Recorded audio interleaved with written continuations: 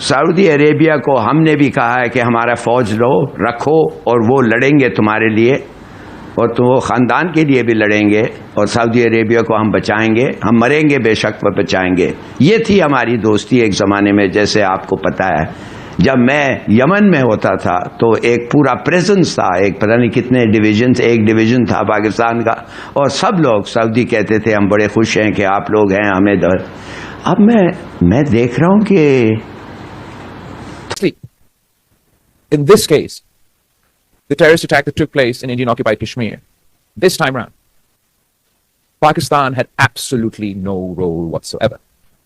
इस congressional committee से मिले तो ये जो ब्रैड शर्मन साहब हैं, इन्होंने कहा कि भाई मैंने तो पाकिस्तान को कह दिया है कि, और ये इनकी ट्वीट में दिखा रहा हूं कि पहले तो वो जो जैश ए मोहम्मद है पहले तो उन्हें बैन करो, चीजें बैक। ये अपनी बेइज्जती करवा के आएंगे और फिर ये जश्न मनाएंगे कि हम जीत गए, इंडिया को हरा दिया। मैं आज आपको बता रहा हूं, ये पहले हारेंगे, ये जलील होंगे बेनजीर, ये बिलावल भुट्टो, माफ कीजिएगा, बिलावल भुट्टो जलील होगा हर जगह, ये रुसवा होगा हर जगह, थूथू होगी, और फिर पाकिस्तान में केक काटेगा, बोलेगा मैं जीत गया। ये तो बात की बात है, तुम इस बुल्ली को क्यों बार बार पेश करते हो? तुम्हारा ये ब्लफ तो कॉल्ड हो चुका हुआ है ऑलरेडी। तुम्हारा ये ब्लफ अभी 7 मई और 10 मई के दरमियान दुनिया के आगे एक्सपोज हो चुका है। तुम क्या बातें कर रहे हो? और क्या ये कोई जोक है? न्यूक्लियर बम चलाओगे, एटम बम चलाओगे, तुम्हारा इस्लामिक बम जो तुम्हारा नाना कहता था वो तुम्हारे ही ऊपर आन के गिरेगा ना, इंडिया के डिफेंस सिस्टम पे। और चलाने की कैपेबिलिटी है तुम में, मुझे पता है, लेकिन चला के तुम पहुंचाओगे कैसे? ज़रूरत है इन्वेस्टमेंट्स की, ज़रूरत है किसी तरीके से अगर वो हमें मदद कर दें तो पाकिस्तान के लिए बहुत अच्छा होगा। 93 मिलियन लोग हैं इस वक्त पाकिस्तान में जो पॉवर्टी लाइन के नीचे हैं राना साहब, 93 मिलियन। ये बेचारों से आप और मुझे पता है कि ऐसे मौके पे, ईद मौके पे कौन और किधर आके क्या क्या बेचारे कहते हैं। थोड़े से पैसे अगर मिल जाए तो कपड़ा, थोड़ा सा पैसे मिल जाए तो ईद एक दिन थोड़ा सा हमें खर्चा। जिसने डैनियल पर्ल को मारा था पहले तो उन्हें बैन करो, और फिर जो बाकी रिलीजियस माइनॉरिटीज के साथ हो रहा है, जो बाकी अकलियतों के साथ हो रहा है, क्रिश्चियंस, हिंदूज, अहमदियों के साथ हो रहा है, उसको सही करो और अपना जो है अपना घर पहले सही करो। तो ब्रैड शर्मन वो ये साहब हैं, this guy who Bilawal met. This is this guy Brad Sherman right here, right next to Khurram Dastagir. This guy, old white guy in the middle. ये है ब्रैड शर्मन जिसने बिलावल को मीटिंग करके बातें सुनाई है और फिर एकदम खरी खोटी सुना दी उन्होंने कहा कि देखो आप डेलीगेशन लेकर के आ रहे हो पाकिस्तान से, बहुत अच्छी बात है, ये डेलीगेशन आप पीस डेलीगेशन के नाम पर लेके आ रहे हैं, लेकिन आपको एक बात ध्यान रखना चाहिए कि आपके यहाँ पर टेररिस्ट ऑर्गेनाइजेशन जैसे कि जैश ए मोहम्मद, जैसे कि टेररिस्ट ऑर्गेनाइजेशन लश्कर ए तैयबा, ऐसे बड़े बड़े टेररिस्ट ऑर्गेनाइजेशन आज भी बड़े आराम से चल रहे हैं, बड़े आराम से फल फूल रहे हैं। हेलो दोस्तों, जैसे कि आप जानते हैं दोस्तों, जैसे जिस तरीके से भारत के शशि थरूर गए थे अपने आप को प्रेजेंटेशन करने भारत की कि ऑपरेशन सिंदूर में क्या हुआ, उसी तरह दोस्तों ये इनके बिलावल भुट्टो गए थे। तो यानी कॉपी पे कॉपी करे जा रहे हैं भारत को, लेकिन कोई बात नहीं, आप कॉपी कीजिए। अब दोस्तों वहाँ पे हुआ क्या, ये इन्होंने वहाँ पे बोला जो यूएन में जाके इन्होंने कि भाई भारत जो है कश्मीर पर ये कर रहा है और वहाँ पर जुल्म कर रहा है और ये आतंकवाद फैला रहा है, इस तरीके की बातें दोस्तों इन्होंने वहाँ करना शुरू करी। तो दोस्तों वहाँ पर जो इनके जो अमेरिका के जो लीडर होंगे जो इस चीज़ को हैंडल कर रहे होंगे, उन्होंने इनसे कहा कि भाई एक बात बताओ, तुम्हारे यहाँ पे ये जितने भी ये तैयबा हो गए, लश्कर हो गए, जैसे मोहम्मद हो गए, भाई ये तुम्हारे यहीं फल फूल रहे, पहले उनको पकड़ के क्यों नहीं बंद करते? वो तुम्हारे यहाँ पे जो इधर उधर से वीडियो आते रहते, दुनिया भर से वीडियो तुम्हारे पाकिस्तान के अंदर जिंदा घूम रहे हैं वो आराम से, उनको क्यों नहीं पकड़ के डालते हो? आप यहाँ पे शांति की बात लेकर आते हो, अच्छी बात है, शांति की बात लेकर आए, लेकिन पहले अपने घर को ठीक करो, उसके बाद फिर आओ, फिर हम इस बारे में विचार करेंगे। तो दोस्तों यही था, और देखते हैं पाकिस्तानी मीडिया का वीडियो में आगे रिएक्शन क्या रहा। मोदी कहते हैं कि टॉक और टेररिज्म एक साथ नहीं चल सकते।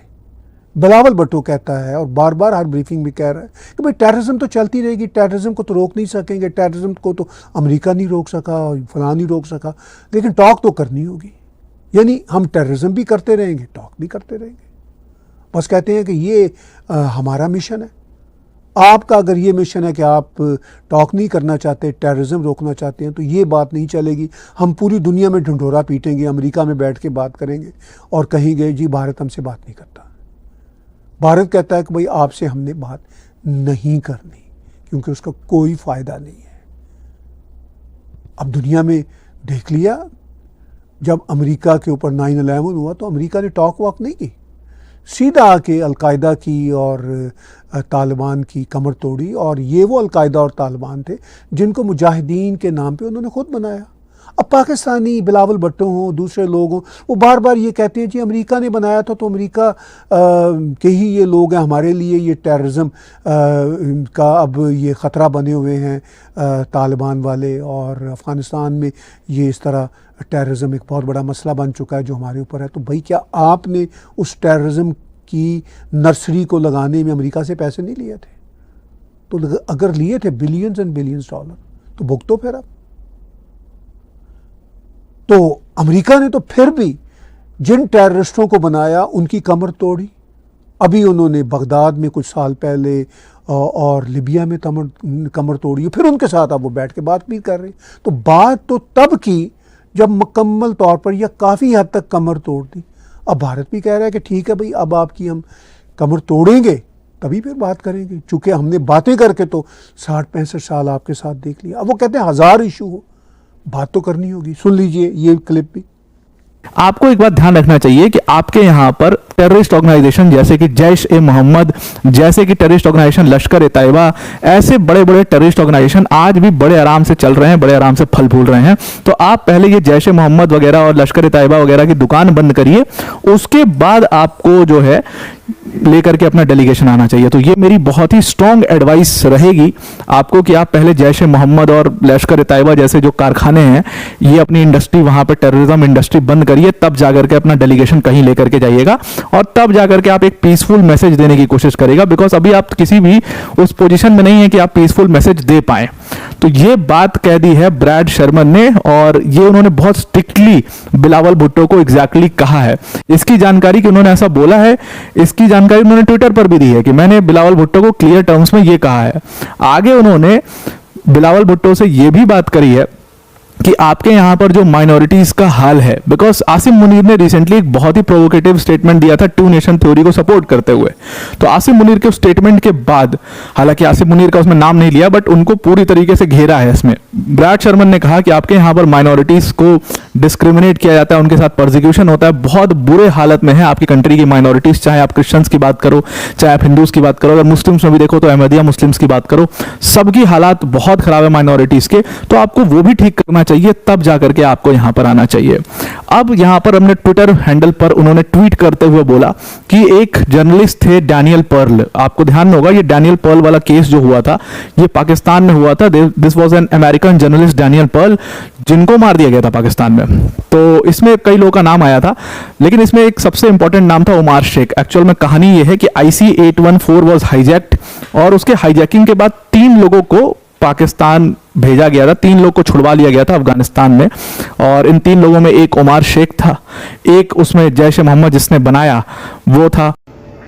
दोस्तों जैसे कि आपने देखा वीडियो में किस प्रकार से दोस्तों पाकिस्तान का मीडिया भाई कह रहा है कि भाई ये हो गया, मतलब इनकी बेइज्जती हो रही है। ये आप देख सकते हैं, साफ बोल रहा है इसमें कि भाई क्या है, ऐसे कौन जाता है कि मतलब कॉपी करो किसी को फिर तुम जाओ उसके बाद फिर तुम अपनी बेइज्जती करा के आ जाओ। इस तरीके की हरकतें दोस्तों पाकिस्तानी करते रहते हैं और ये करते ही रहेंगे, इसमें कोई दोहराए वाली बात नहीं है और ये होता ही रहेगा। तो दोस्तों यही इनका चलता रहेगा, देखते हैं आगे क्या होगा, वो तो टाइम ही बताएगा। लेकिन दोस्तों अगर आपको ये वीडियो अच्छा लगा तो दोस्तों वीडियो को लाइक जरूर करें, चैनल को सब्सक्राइब करना ना भूलें।